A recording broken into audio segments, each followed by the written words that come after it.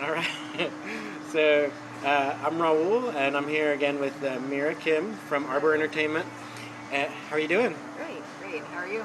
Yeah, I'm hanging in there.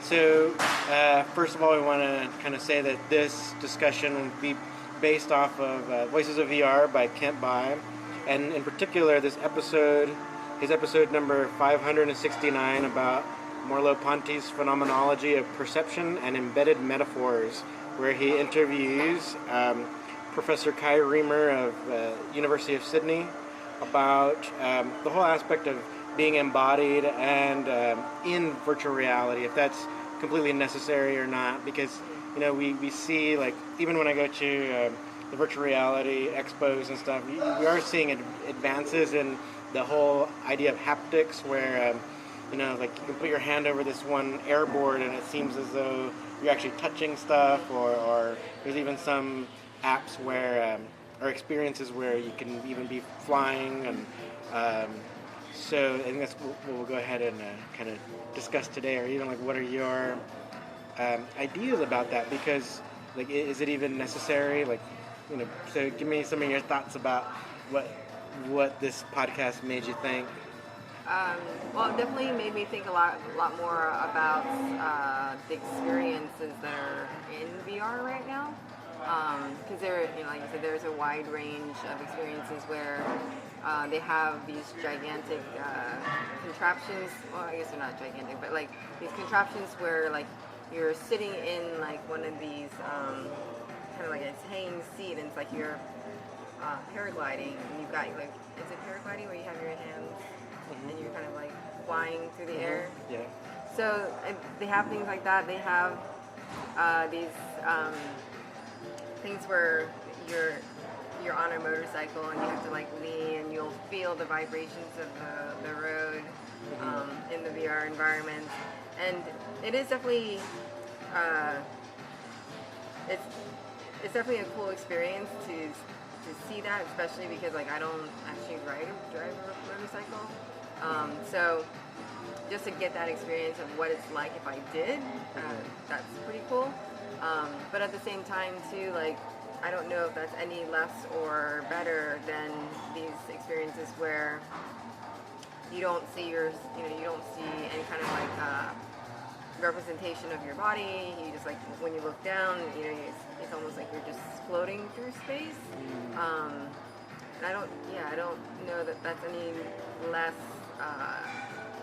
interesting or less exciting than the actual like haptic experience.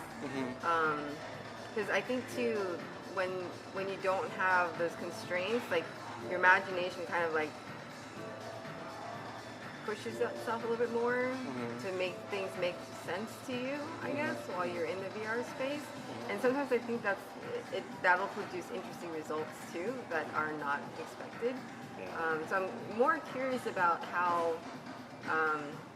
like, I guess how our experiences are gonna be molded based on like not having things that are exactly as we're used to having everything, and rather seeing how, like, I guess like our perceptions change based on having experiences that are not expected, that aren't just every day. Oh, I already know what this is like, or I know what that's like.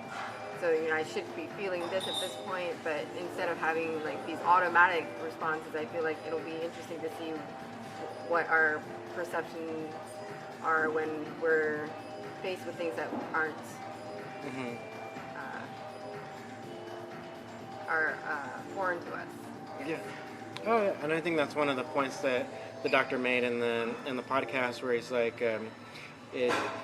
our perception is already based on like what we've experienced throughout our life with our senses, our five senses, and the brain working together. But we are very adaptable to new situations. So like we can, like the kids can pick up a cell phone or smartphone and like use it like almost automatically. We can adapt. But so then, like kind of going along with what you're saying, is that like we can probably even adapt in a disembodied environment, where we don't necessarily see ourselves, but we can still have an experience, and which kind of reminds me of just watching a movie on the big screen, right? Where, like, people have, really, like either they get really excited or they have really these emotional experiences with the 2D movie. They're not an agent in there. They're not.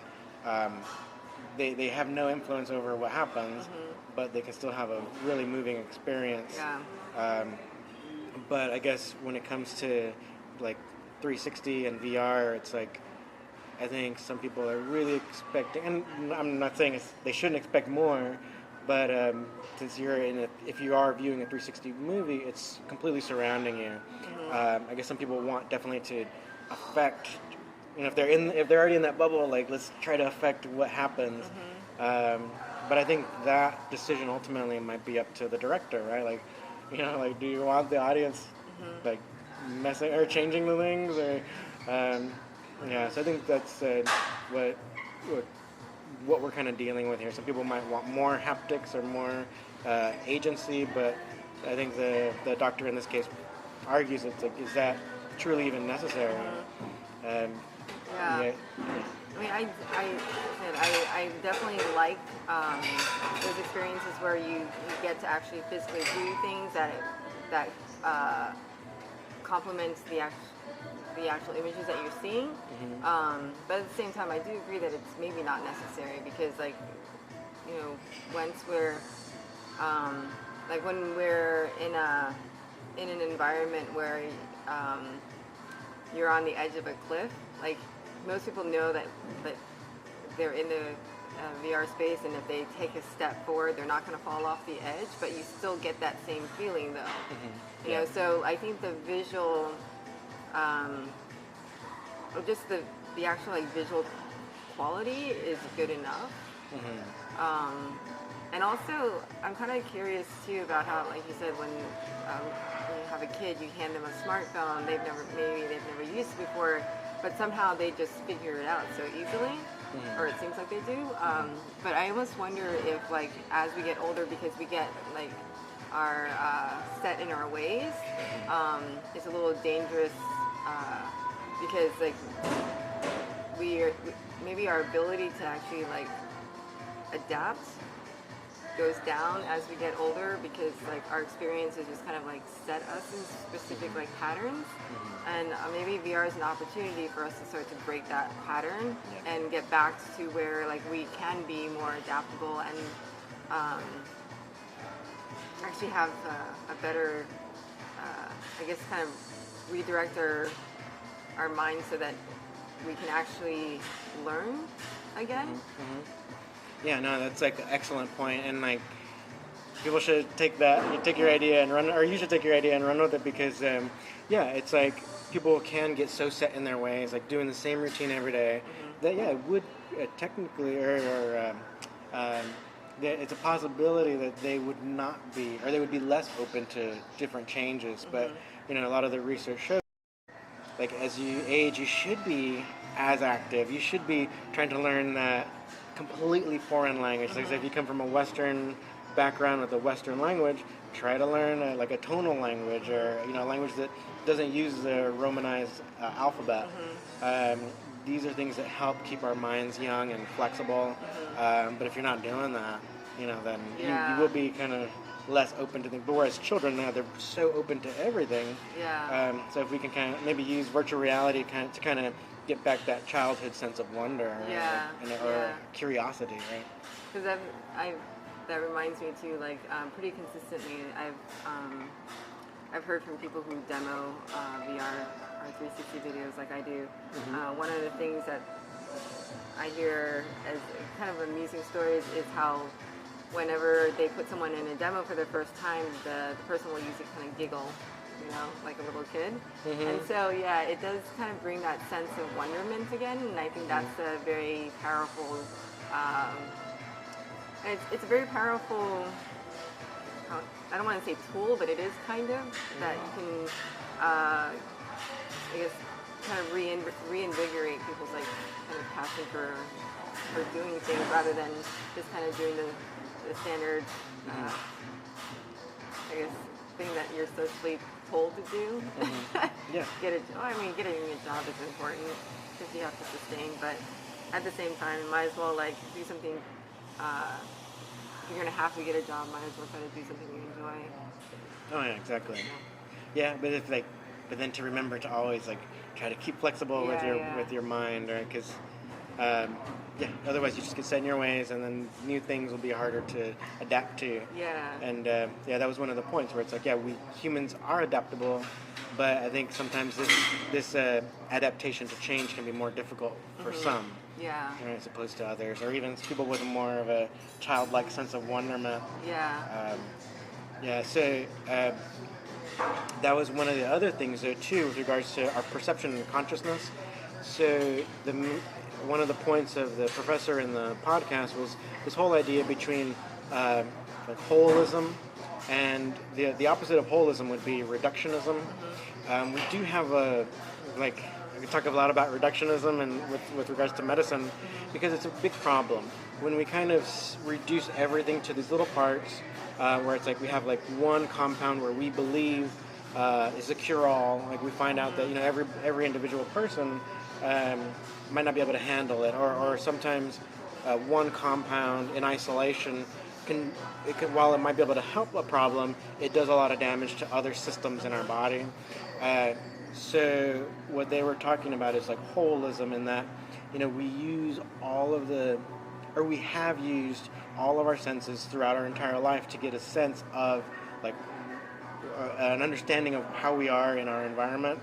And so then we take that, and when we only put our visual sense in virtual reality, we can still gain a lot of information by using just like the part, and we can then translate it into a holistic sense, that like how you mentioned, where it's like if you see a cliffside, you still will get that rush feeling.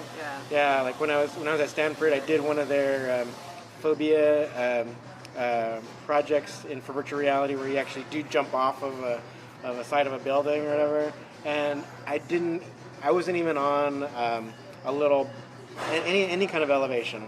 I was actually just taking a step over, but I still got that rush feeling, even though I didn't even lower my level at all, or so that's totally the whole idea, where it's like we've had so many experiences with using our entire body that we don't necessarily need our entire body to experience or have a very meaningful or powerful experience in virtual reality.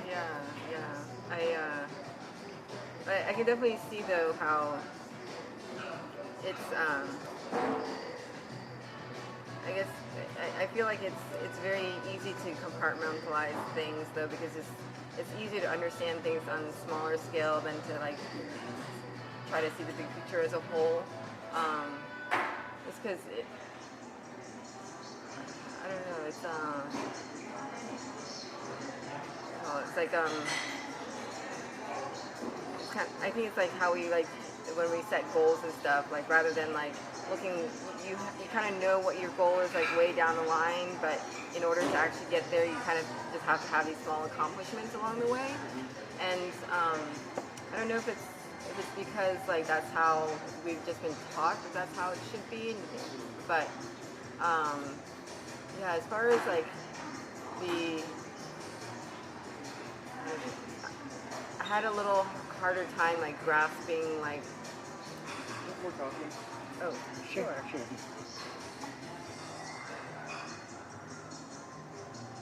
Cool. Thank you. I had a little hard time grasping that. It seemed like the chicken and the egg kind of problem, where like your environment either tells you who you are, or you're telling the environment who you are. It seems kind of to be like part of that conversation, and but yeah, to grasp that even idea of like who we are, it's almost like we have to. Like for me, I have to think about like the little things that have happened in my life, and those like little bite-sized experiences that have happened in my life that have made me realize that certain decisions that I make are based on those past experiences. But then like thinking about how like my environment itself, regardless of what my impact on it, I don't know. It kind of made me like a little, call it, I don't know. It's hard to explain, but it just it's almost like there's this the answer is just on the tip of my brain where I can actually like kind of feel like there's an answer, but there's just really not a single answer either.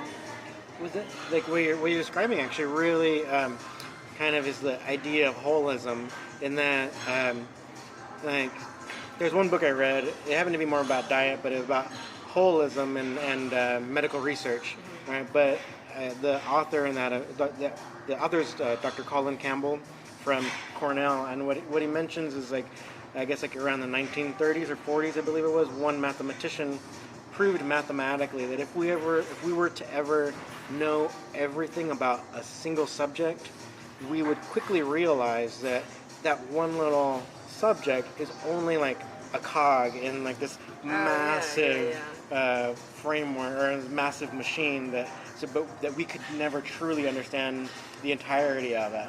So kind of like what you're talking about, it's like we have all these different things that we know about and we might know extensively about, but we never truly know the entirety of. So it's like we don't completely know like how like where our memories are stored, because it would actually take up a lot of room, right? So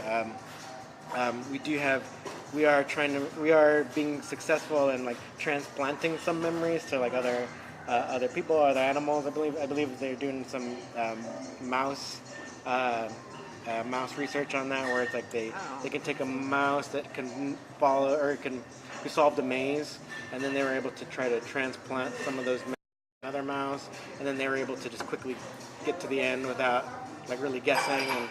And but the thing about that is then there's counter stories where there's one by Dr. Rupert Sheldrake. He mentions in his book called Science Set Free, where he's from England, and one of the universities there, they had a really talented mathematician who I believe that as a youth, I believe he was in either a major car accident where he actually lost part of his brain but still survived, or either was born with less brain matter than others, but still extremely highly functioning person with less brain matter, right? So it kind of so some people might want to be more materialistic, which is where we kind of believe that everything is completely in our brain, but there's evidence showing that there's more to it, right? So we know maybe a lot about the brain, or actually I truly believe we don't know like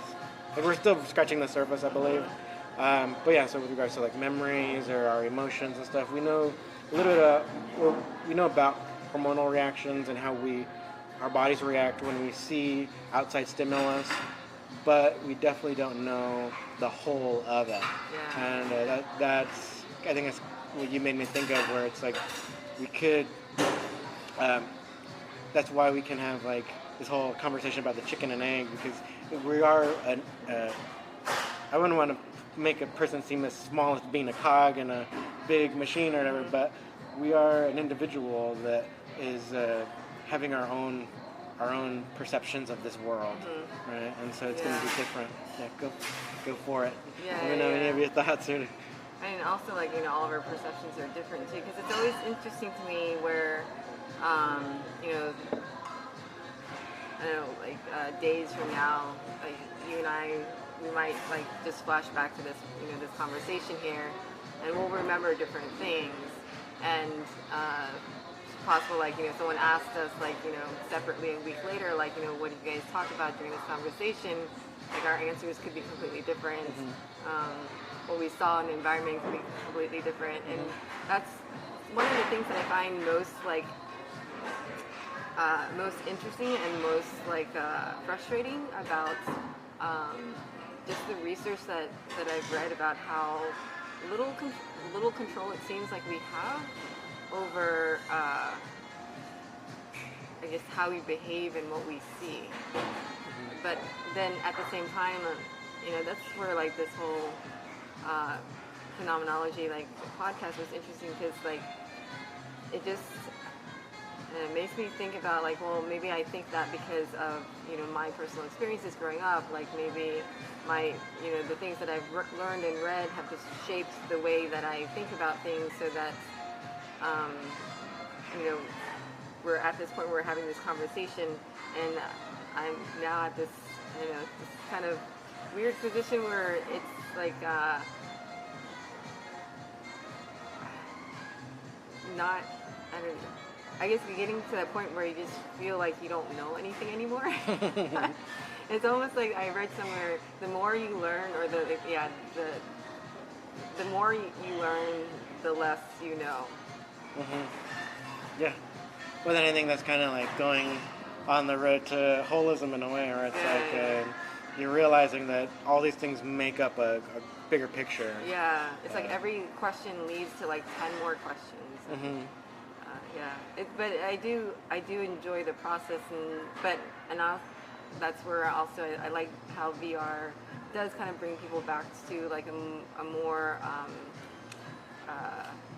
kind of that sense of wonder again. You don't really see a lot of you don't see a lot of like products come out these days that actually like invoke that kind of sense of wonder. Yeah, it's more about like what can you have? We're gaining more material possessions for yourself, as opposed to the stimulation, or like the either brain stimulation, or like the whole sense of wonderment. I think you're totally right about that. Yeah, I really like that about it. And I think too, like I'm very excited to see the kind of the psychological and like medical uses that'll come out of developing the technology. It's like, I mean, you were talking about how that game with the Snow World, yeah. and sometimes I wonder, like, is it the snow environment or just the distraction of the game too? So there's a lot of things to learn in this VR space. So for people who don't know what Snow World is, it's like it's been used for burn victims. So what they do is say like if there's a burn, say along the arms or a large percentage of the body, these wounds are dressed, they're bandaged, and then these bandages have to be replaced every so often. So what they've done with these patients is they put them in virtual reality. They put a headset on where, like a lot of time in the case of Snow World, you're traveling through these different worlds where wherever you look, you can shoot snowballs at objects, and so you're seeing like penguins, and if you look at it, you're shooting snowballs at it, which I think it looks so hilarious when I saw it, but it's really cute. And it's enough for children and adults to be distracted enough where the nurses can change out the bandages, and like we've seen a dramatic reduction in pain. I think the most dramatic still, I don't want to confuse anybody's research, but either way, there's still a reduction of pain with or without the use of additional painkiller medication. So that's like, it's so remarkable that we can use this as a tool as well. Because that's why some of the research is showing that the way we perceive our world is a mix of not just our five senses information that we're getting, but it's also projection of what our brain is just assuming about the world. And I think this is going back to the point where it's like virtual reality can kind of return the sense of wonderment, because if our brains are already acting like, our consciousness is acting like a virtual reality headset, and if we put on an actual material or a real headset, we can then affect some change in the perception. So that's kind of like, I wouldn't want to say in a nutshell, but maybe put simply, that's a lot of how medical virtual reality is working. Like another example would be is like at Stanford in their pain lab, they're using some virtual reality to with the controller, so you can kind of see hands. So the patient, if they have a chronic pain in one limb, what they'll be doing is like they'll give them a controller for that limb, but in the painless hand, and so then they can see movement Like, so they can move this hand, yeah. and then, but in the goggles, they're seeing their other hand, the pain side, moving without pain. They're not feeling pain. Yeah. So then it's kind of retraining the brain to not associate pain with that limb. Yeah. Because it's true. Like sometimes there are patients where, like in like a CT or MRI, we can't really see much damage, like say in the spine or along any part along the pathway of the nerve. And so, like with regards to the imaging, they can't quite see a problem anymore, or they might have been fixed, or it might have resolved itself, but the patient is still reporting pain. There's another part of the brain that helps us to perceive pain. Sometimes there's a malfunction in there if the pain has been so chronic. But the thing is, like say maybe using virtual reality can help reprogram that part of the brain. Yeah. So that because it's probably just so used to just telling you like there's pain, there's pain, there's pain. Because we are like creatures of habit. Yes. So, and I think, that's why conditioning is a thing, and people who are training, like athletes and such, like you train your body to do certain things so that like instinctually it just happens. And I think I can see the same thing with like when it comes to if you're injured, it's like your brain says, oh, this part of your body, there's something wrong with it, and then it takes so long for it to recover that your brain just keeps thinking, oh, that it's still the same. Yeah. It hasn't changed. Yeah. But I don't. That's where like just the way that, like you said, like the way our brains work, it's still such a mystery. And it's interesting because like it's such a core essence of like how how everyone interacts with each other, and how we it's so weird that there's this part of I guess this mind of ours, it controls so much of everything that we do and everything that we see, everything that we feel, everything that we experience, but at the same time we don't know a lot about it and we don't have control over it quite often. So, I really enjoyed this particular podcast because like it really made me think, really raised a lot of questions, I think, more than anything. And just like also questions like just for myself, like kind of reevaluating different experiences, and if in a different environment, or even if like there was just like one small little thing that was different in that experience, like how would that ripple into like now? And that's where I think too, like maybe that's how people really started thinking about time too, like how time affects perception too. I don't know, it's just a lot to think about. I did also think it was interesting that the professor, the Kai Riemer, right, was talking about the relationship, like the relationship between people and machines, and what that could be like, and whether or not it's something that should happen. I don't know if it's something that necessarily should happen, but I feel like it's something that's already happened, because I feel like people already have relationships with their machines. I mean, even like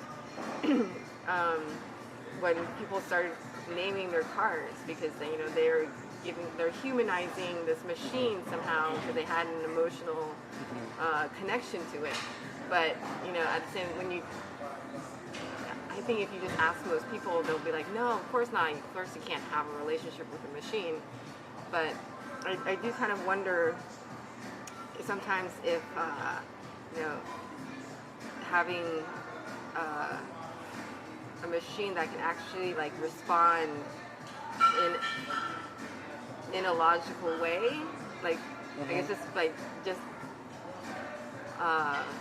like having their response based on just like the like numerical like best thing to say or something, or best way to respond. I almost wonder if that'll help people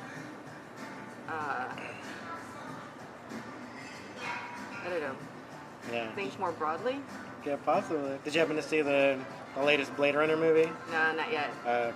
So there's kind of like an assistant that can live in your home. It's a hologram. That the whole idea is that it's a woman that always knows the right thing to tell you. Right. So it's kind of reminded me of what you were saying, where it's like, yeah, you have a relationship with this person, but they can. It sounds like they can probably be your assistant, like Siri or Google or whatever. Can have those functions as well. Well, I meant not more like, we'll say like what, what'll make you happy, but actually like give you that logical advice. Like, if you're driving down the highway and you suddenly have road rage because like, some car just cuts you off, and then you have like this, I guess this AI basically saying, well, so if you do this, if you take this action, this is your percent rate of survival, So if you have something that says, hey, like if you act on your road rage right now, your chance of survival is like 10%, so maybe you shouldn't do that, you know? But having that kind of like logical like reminder that we react too much based on emotion, I guess. Maybe I just feel like people would react too much based on emotion. But I think it would be kind of interesting to see if that did take place, like culturally and societally, like,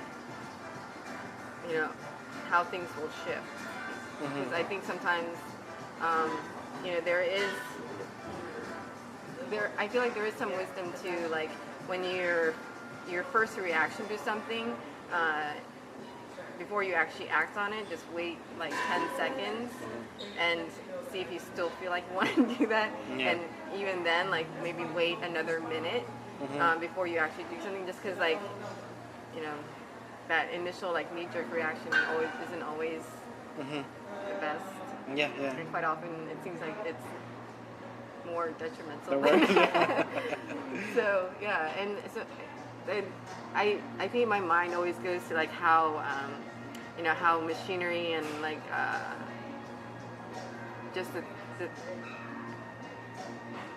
I think that the tools that we develop, like the potential of how to make the general population get along better. But at the same time, like, there's this great fear of losing that control, which sometimes I think, like, well, how much control do you really have anyway? So if you have a tool that can actually, like, help you be better, then it's not better than trying to wing it. Or struggling through life, with like aimlessly or with poor impulse control and stuff like that. So there's definitely like the pros and cons to everything. And some things might be better suited for certain individuals who might need like to be somewhat dependent on a person or a voice telling them like, hey man, chill out, Exactly. And I remember this movie a while ago called Her. Did you see Her? Oh, no, I didn't see it. Because that was an interesting movie, because like it deals with that topic of like having a relationship with an AI, and what constitutes a relationship, how are relationships defined, and just because like whoever you're actually like in a conversation with, like just because they're not actually in a physical body and a physical human, does that make that experience any less I guess less important than a one-on-one human person experience? Or even less valid, especially to the person perceiving it. I personally don't think there's really much difference. Like if it's real to that person, then it's very real, because they'll have these hormonal changes in their body. They're gonna have different changes, with the brain and perception. So it's very real, or at least the results are very real. Where it could, I always go back to thinking about people's relationships with their cars, because like I've heard people say like there will be this sound that happens, and they'll be like, oh, she's being a little cranky today, and like how's your car being cranky? You know, it's like it's a human emotion, but yet like this person is applying that to this machine and has like an emotional relationship with this machine. And so it's not far fetched to me, and I think sometimes like I think just and that podcast too about how language too like really is a very powerful aspect of our experiences too, and in that sense I think I've noticed how describing certain experiences, depending on the words that you use, people get excited about it or they're like you know? So it's interesting how like careful you have to be even with the words that you use when you're just having a conversation. Oh yeah, it's huge. Yeah, like all the connotations that we apply. So like you're saying, like we're personifying machines, but then also even our language we have, because it's not like especially the language that you grew up in, you'll have all these connotations to the words, like these emotional emotions attached to words. Yeah. Whereas like if you learn a language like out of a book, then you're not really feeling that. You know, so like if you might not know when someone's saying a bad word in Korean to you. If you're just a student of Korean, you're like, did he just tell me off? I don't know. I wouldn't know. You know, like so. Totally. Because it becomes alive. Like all these languages are truly alive. And it's based off of our environments, and that's why I think we also have like different slang, different regional slang, different accents. All these different things are based, or like they come out of the reactions of these people in a certain region. Yeah, it's very alive. I wonder sometimes with these translations too, because like, so when I went back to Korea a couple years ago, so my Korean isn't that great, but I know enough to get by. And my aunt, she's kind of the same way. My dad's younger sister. Her English isn't great, but she can get by because she's traveled so much. And it's interesting. She said that there are a lot of words in Korean that cannot be translated into English because there's no equivalent word. But still, like when she was trying to describe what certain things mean, it's not just the words that she was using, but her body language that actually also that gets across certain things. And so even language-wise, it's not just the actual like the words that that we use, but our actual like the way we express our bodies also is like a whole different language in itself. And I found that kind of interesting too, because there's also how there are certain expressions that we have or certain actions that we do that are universal regardless of language. Like I think I was watching a webinar or something, or maybe it was a TED Talk or something, where if someone wins something, like their expression is going to be outwardly open, and then if someone has just like lost something, like they kind of like crunch up into a little ball. But like no matter like where you go in the world, people do the same thing.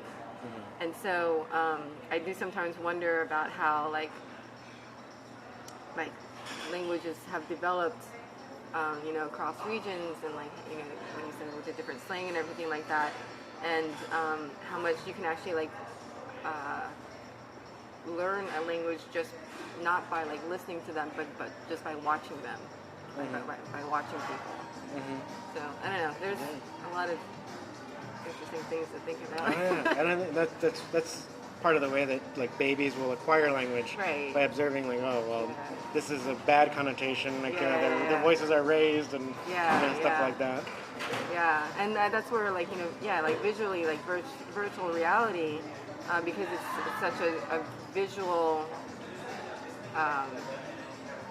It's like the primary driver behind it is like what you see, and that's where I find like virtual reality. I guess kind of coming back to virtual reality, that's what I find really fascinating about virtual reality is like, how does like what we see manipulate what we feel and what we think and how we perceive things. All right, cool. All right, I think we should probably Yeah. cut it here. A very decently long conversation. But Yeah. it's fun, and thanks for having me back. Oh, thank you. So, can you please give everyone your website or how to contact you? www.arborentertainment.com, and there's a contact us link. And we have our social media links too, so follow us. All right, thank you again. Thanks. Thank you for watching.